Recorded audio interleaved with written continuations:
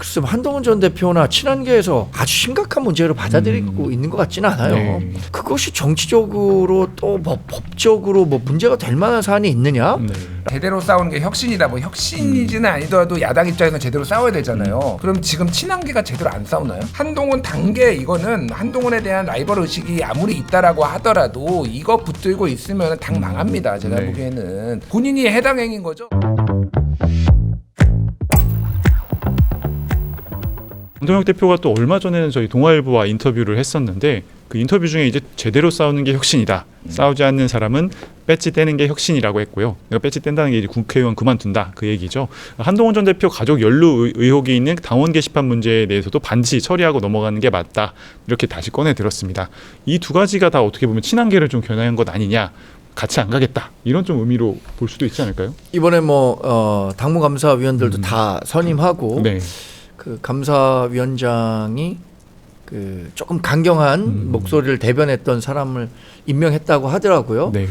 그리고 자꾸 얘기하는 뭐 당원 게시판 사태는 글쎄 한동훈 전 대표나 친한계에서 아주 심각한 문제로 받아들이고 있는 것 같지는 않아요. 네. 당시에도 익명 게시판에서 익명을 전제로 뭐 현 정부에 대해서 부정적인 이야기들을 실은 기사들을 전제했을 뿐인데 그것이 정치적으로 또 뭐 법적으로 뭐 문제가 될 만한 사안이 있느냐라는 것에 대해서 강변을 했었고 당시에는 뭐 장동혁 그 대표도 수석 최고위원으로 방송에 나와서 그런 얘기 당당하게 했던 거 아닙니까? 네. 아 그게 뭐가 문제가 됩니까? 그 당대표 끌어내리려고 하는 거 아닙니까? 이렇게 네네. 얘기했었던 거잖아요. 모르겠어요. 당무 게시판 문제에 대해서 당무 감사의 그 수준이 얼마나 뭐 강도 높게 진행될지 뭐 예단해서 말씀드릴 수는 없겠지만 그것이 뭐 정치적으로 한동훈 전 대표나 친한계 네. 정말 정치 못할 정도로 타격을 줄 수 있는 사안이냐? 그렇게 생각하지는 않거든요. 네. 저도 만약에 우리 대나무 숲이라는 거 있지 않습니까? 직장인들 블라인드. 그렇죠. 거기에 예. 다 회사 불만 토로하는 거잖아요. 네. 거기에 뭐 예를 들어서 원색적으로 막 뭐 욕하고 뭐 이런 거 이런 사람들도 많이 있어요. 그러나 그때 당시에 논란이 됐었던 거는 그 정도의 뭐 원색적인 비난도 아니고 윤석열 대통령의 국정 운영과 관련해서 이런 문제점이 있다라는 신문 기사나 뭐 이런 것들을 게재한 정도인데 네. 그걸 갖고 뭐 어떤 식으로 징계를 하겠다라고 한다면 오히려 그게 우리 당의 지금 뭐 분열을 더 촉진하고 네. 부작용이 더 크지 않을까 개인적으로는 그렇게 생각합니다. 짧게 말씀드리면은 네. 이제 제대로 싸우는 게 혁신이다. 뭐 혁신이지는 아니더라도 야당 입장에서 제대로 싸워야 되잖아요. 그럼 지금 친한계가 제대로 안 싸우나요?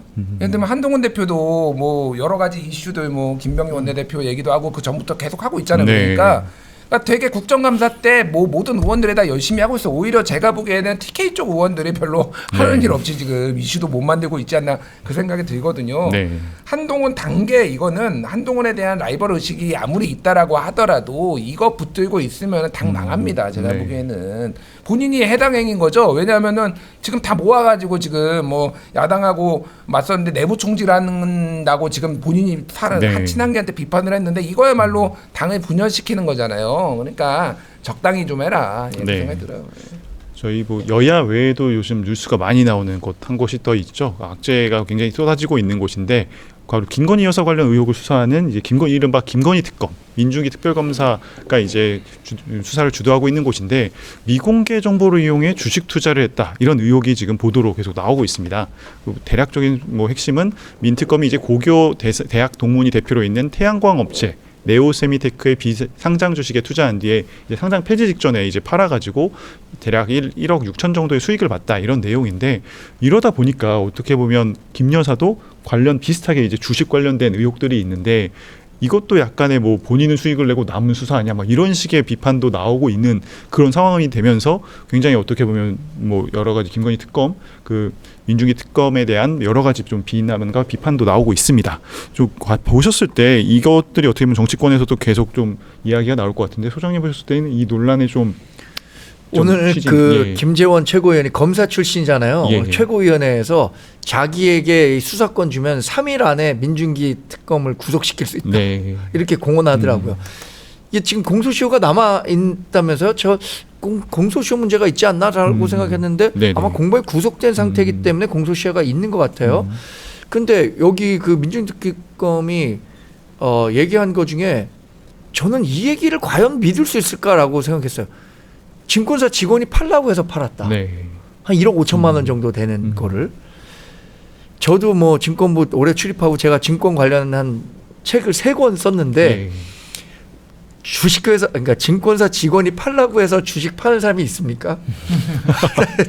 정말 아니 자기가 판단해서 예. 하고 물론 뭐 조언을 할 수 있지만 정말 신뢰하는 사람이 아니라면은 그 1억 5천만 원이나 되는 주식을 고객님 이거 이제 파시는 게 좋겠습니다라고 얘기해갖고 그럼 팔아야겠다라고 결단 내려서 파는 사람은 진짜 없을 겁니다. 그러니까 있을 수가 없어요. 네네.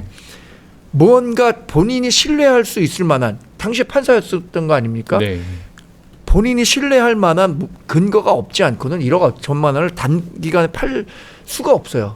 그리고 본인이 공직자였기 때문에 더 그랬을 겁니다. 근데 그 매도 시기가 지금 대전고 서울대 동기인 네오세미텍 대표와 같은 시기에 판 것으로 지금 비슷한 추정이 시기로. 예, 되고 있는 맞습니다. 거잖아요. 네. 아니 그럼 이거는 정말 까마귀 날자 배 떨어진다 이것도 아니고 도저히 그 국민들에게 설득시킬 수 없는 거예요. 네. 정말 김건희 여사의 그 7초 매매인가요? 때려 주삼 하니까 7초 후에 바로 매도 주문 낸 거랑 네. 거의 같은 수준으로 봐요 저는.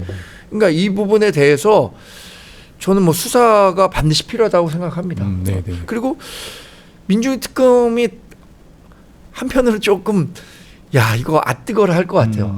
내가 이 특검 왜 맡아갖고 네. 이런 생각도 하지 않을까 싶기도 하고요. 평론가님 이번 좀 논란 어떻게 여파 좀 어떻게 예상하시나요? 그러니까 이게 지금 민중기 특검, 민중기 변호사 이 회사가 네. 이 회사의 대표가 민중기 특검하고 아는 사람이라서 네. 대전고 서울대 동기. 네, 그렇습니다. 그러니까 저는 이게 이제 비상장 주식이었다가 상장이 됐다가 상장 폐지가 됐잖아요. 네. 저 아는 사람도 그렇고 이거 비상장이긴 하지만 이거 전도 유망해 좀 사라. 이게 뭐 그게 실제 진짜 막 빵 뜬 적도 있고 네. 아니면은 진짜 완전 잡주해서 네. 망한 적도 있는데 네. 권유를 많이 받아요. 그러니까 네. 이런 정도에 있으면은 권유 받을 거예요. 그래서 산 거가 문제가 되나? 그 생각은 들어요. 판 거는 문제가 될 수도 있겠다. 왜냐하면은 상장 폐지 직전에 1억 6천만 팔아가지고 1억 6천만 원 수익 받았으니까 상장 폐지를 정확하게 아는 거 아니냐. 그런데 상장 폐지 심사가 이거는 자기가 내린 게 아니라 상장 폐지 심사가 들어간 거면은 어느 정도는 이거를 예측할 수 있는 거죠. 이게 심상치 않다라고 하면은 그냥 적당한 때에 본인이 엑시트를 할 수도 있는 거예요. 그러니까 네. 이 정보만 가지고는 지금 확실하지는 않아요. 그러니까 이거 어쨌든 근데 이제 의혹이 좀 있으니 좀 더 책임 있게 조금 해명을 할 필요는 있겠다 그 생각이 듭니다. 근데 일단은 산 거는 문제가 되지 않는다 제가 네. 보기에는. 예.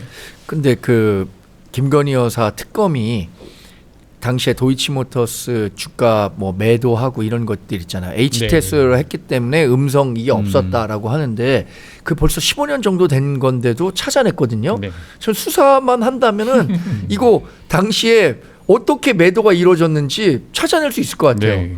근데 지금 수사권을 가질 수가 없겠죠. 김재원 최고가. 네. 하여튼 민중기 특검이 지금 굉장히 좀 어려운 상태에 놓인 건 사실입니다. 네. 이재명 대통령 지난번에 사법개혁 관련한 얘기하면서 뭐라고 했던가요?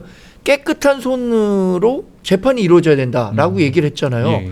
지금 수사도 깨끗한 손으로 이루어져야 하는 건데 네. 민중기 특검의 손이 지금 깨끗한 손이냐? 분명히 지금 그런 의문을 제기할 수밖에 없는 거잖아요. 네, 네.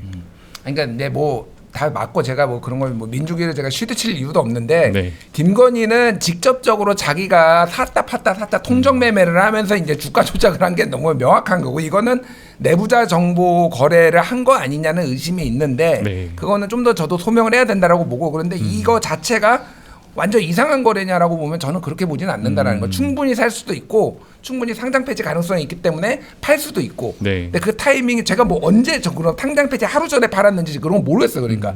근데 그게 이제 좀 더 해명을 할 필요는 있겠다. 그 생각이 들어요. 네, 말씀하신 대로 일정 부분 좀 소명을 통해서 어떻게 보면 수사에 대한 좀 영향도 어떻게 결정이 되지 않을까 좀 생각이 근데 이거는 듭니다. 꼭 말씀드려야겠어요. 지금 뭐 양평군 공무원의 극단적 선택 네. 이후에 자체 감찰을 통해서 뭐 감찰 수준으로 하겠다. 그래서 네. 뭐 말씀드리겠다라고 했는데 그 자체 감찰이라는 것은 믿을 수가 없는 거죠. 이것도 지금 본인이 뭐 증권사 직원의 권유로 팔게 됐다. 뭐 지인의 권유로 사게 됐다. 이렇게 본인이 이야기하는 것은 믿을 수가 없는 거예요. 하지만 김건희 여사 관련해서는 검찰이 수사했었는데도 믿지 못하겠다고 해서 특검 가니까 완전히 다른 이야기가 나오고 있는 거잖아요. 지금 본인이 그냥 소명하는 것을 국민들이 이해해 줬으면 좋겠다라고 얘기하는 것 자체는 어불성설이고요.